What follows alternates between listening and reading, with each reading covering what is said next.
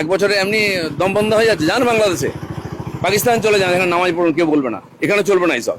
সরকার পাল্টে গেছে, লোক পাল্টে যায়, জানে এগুলো বন্ধ করবো বলে, আর বন্ধ হবেই, জেনে রাখুন। বলছি রেড রোডে নামাজ বন্ধ করে দেওয়া হয়েছে, অথচ সেখানে যোগার জন্য 1 সপ্তাহ ধরে বন্ধ। এই প্রসঙ্গে দিলীপ ঘোষকে প্রশ্ন করলে তিনি বলছেন যারা রেড রোডে নামাজ পড়তে যান তারা বাংলাদেশে চলে যান। ব্যাপারটা হচ্ছে উপযুক্ত উত্তর না থাকলেই এই অবাঞ্ছিত উত্তর তারা দেয়।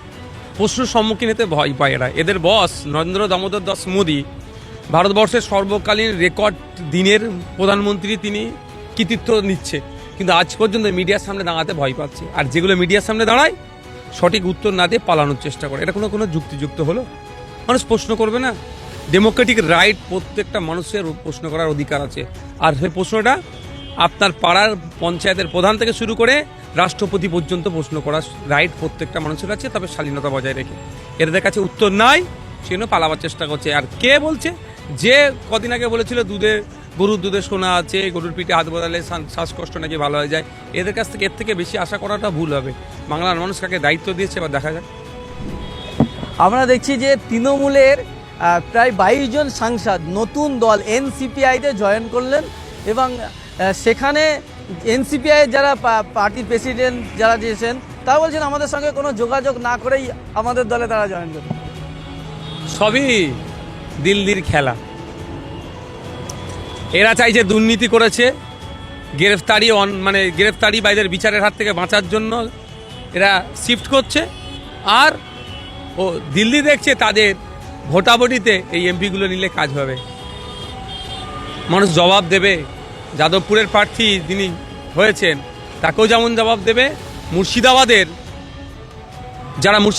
মানুষের ভোট নিয়ে বেইমানি করলো তাদেরকেও জবাব দেবে। এই যে যারা দুর্নীতি করলো, দুর্নীতি তো এটা, মানুষের ভোটকে নিয়ে বিক্রি করে দিল বকলেমে, তাদের বিরুদ্ধে মানুষ জবাব দেবে। আর একটা প্রশ্ন এসেছে, এনসিপিআইয়ের যিনি ভাইস প্রেসিডেন্ট তার সঙ্গে শুভেন্দু অধিকারীর ছবি দেখা গেল, এটা নিয়ে প্রশ্ন উঠছে তাহলে কি শুভেন্দু অধিকারীর কোনো যোগসাজশ, ক্রোনোলজি বলছেন অনেকে। দেখুন, এটা তো একটা বড় খেলা চলছে, বোঝাই যাচ্ছে।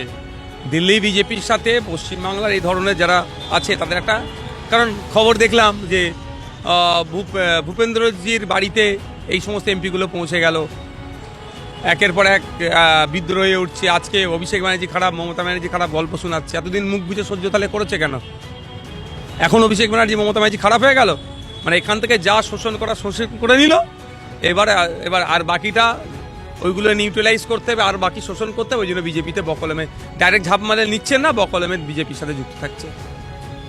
এরা নিজেরা যদি দাঁড়ায়, নিজের বুথে এরা জিততে পারবে না।